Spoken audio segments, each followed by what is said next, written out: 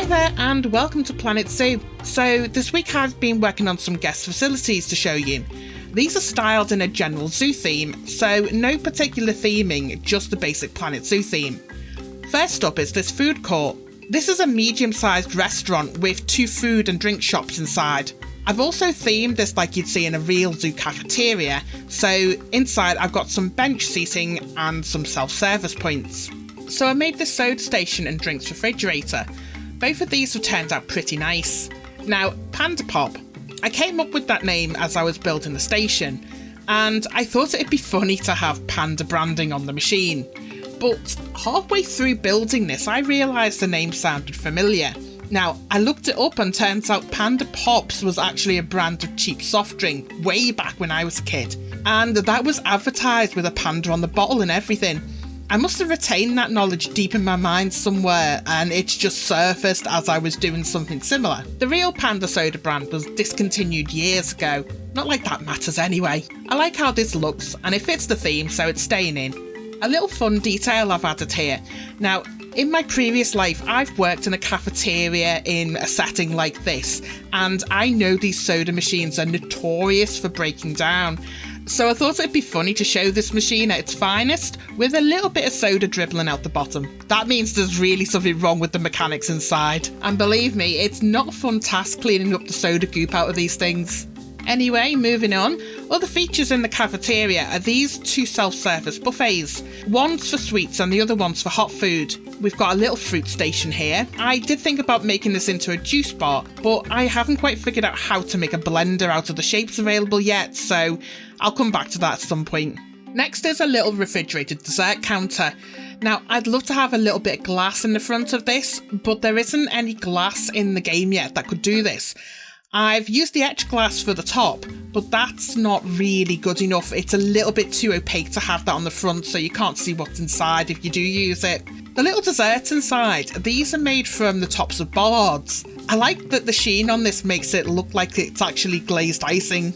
Next here, I made some cakes, and I attempted to make a cake slicer, which I guess it's okay. It depends what angle you look at it. Actually, this looks more like an ice ollie if I coloured it differently. That might be useful for another idea.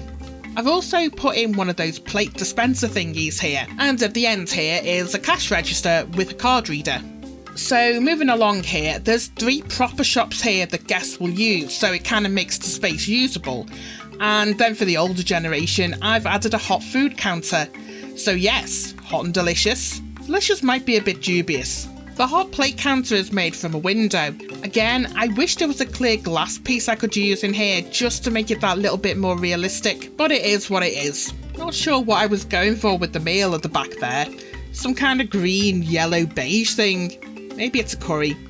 Up front, I've put in like a meat, potato, veg dish. Gives you the general idea of hot food, I guess. This general serving tray, I'm going to say this is vegetables and sauces. Don't tell anyone, but this one is made from moss pieces.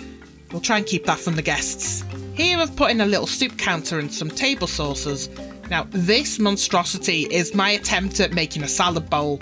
It's not great, so we'll skip that one. At the end here, I've got the cutlery counter and the napkin dispenser, and there's more of those plate things. So I'm really happy with how this came out. I think it's fairly realistic to what you'd find in a zoo cafeteria. I think the light wood and style gives this a bit of a Scandinavian feel, and I like how open an area is leading to this outside eating area. Oh, and there is a washroom at the back, but I'm not great at making washrooms, so really that's just an add-on at the back. So on to the next blueprint. Next up, I've made this super detailed gift shop. I made this circular so there's access from all sides. There's also windows all the way around to entice guests inside. So in the gift shop, I've added lots of little pieces from various themes, and I've added some unique gift shop paraphernalia as well. Unfortunately, that does mean if you're using this in franchise mode, you'll need to unlock all of the themes and the gift shop research before it will unlock in the game. If you do use this and try and place it in game and there's a lock on it, just make sure that you've done all your research first. This build incorporates all 3 in-game gift shops, so Hat's Fantastic, Just a Memento and Looney Balloons. I've designed the shop in a very natural modern colour palette. This helps bring out the set pieces so everything isn't fighting for attention. The shelving units remind me a little bit of what you'd see in IKEA. but I do like how this looks, very gift shoppy. Now, this is my attempt to make a soft toy bin. Forgive my horrendous attempt at soft toy animals. These poor things look terrified, so we'll move on. Other bits and bobs around here are like the smaller statues and the other in-game items. I love these giraffe ones. I have one exactly like this at home, but like 10 times smaller. I thought it'd be nice to have some of these smaller pieces on display on shelving, and I've arranged it so that you can see this from both inside and outside the gift shop. Around this side, I thought about hanging some of these items from a tree, and I also made this custom shelving. I think this would be where you put those little stationery gifts or whatever they do sell in gift shops. Now, this poster rail, I absolutely love this poster rail. I think this is one of the best gift shop items I've made, actually. If you've never used one of these in real life, basically you just have you have the posters that are hanging on a rail and they're behind like this little plastic plexiglass sort of thing. Each one of these will have a sticker on it, and then there'll be a corresponding box with pre-rolled posters that have the same sticker. Then you just pick what you want from the box. Anyway, I love how this turned out, and I think it's a great addition for my gift shop. The other thing I made in here is this section for selling t-shirts and clothing. This also works really well in here. These t-shirts are made from the smallest piece in the game, which is the outside switch. It's not perfect, but unless you get really close, I think it looks really good. So after this, there's a couple more racks, then you're back at the start again. And yeah, I really like this gift shop. Another cool feature of this build is the roof. From the inside, it's a little bit of an optical illusion. So if you look from here, it kind of looks like it's sloping downwards, but it's actually entirely flat. It's just how the wood pieces are placed that give that impression. Anyway, up next is this coffee house. This is a small coffee shop, and I've decorated this with the Street Fox coffee branding.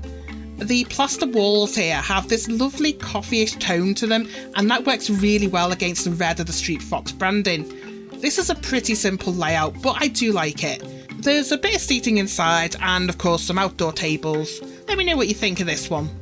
So, these 3 facilities. Now, they may seem a bit random, but there is a reason why I've created them all now. Last video, I made this giant dome thing that you can see in the background here, and I wanted to give you some kind of idea what you can do with space to make it more usable. Let's take a look inside. Alright, so an example of what you can put inside the dome, make it into a guest facilities centre. All 3 of the builds fit nicely in here, and to set it off, I've made this kind of art installation that hangs down from the roof. This is a good way to fill the space whilst also directing guests to something educational. This one is raising awareness for the plight of the bees, which pairs up with the guest education stands here on Bee Decline. So I've tweaked the food court to fit in with the shape of the dome, but the gift shop and the coffee shop have slotted in quite nicely as they are. Next time, I'll show what this space might look like if you used it for an indoor habitat.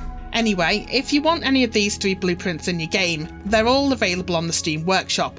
I've added links in the video description below. That's it from me today. Thanks for watching. Bye for now.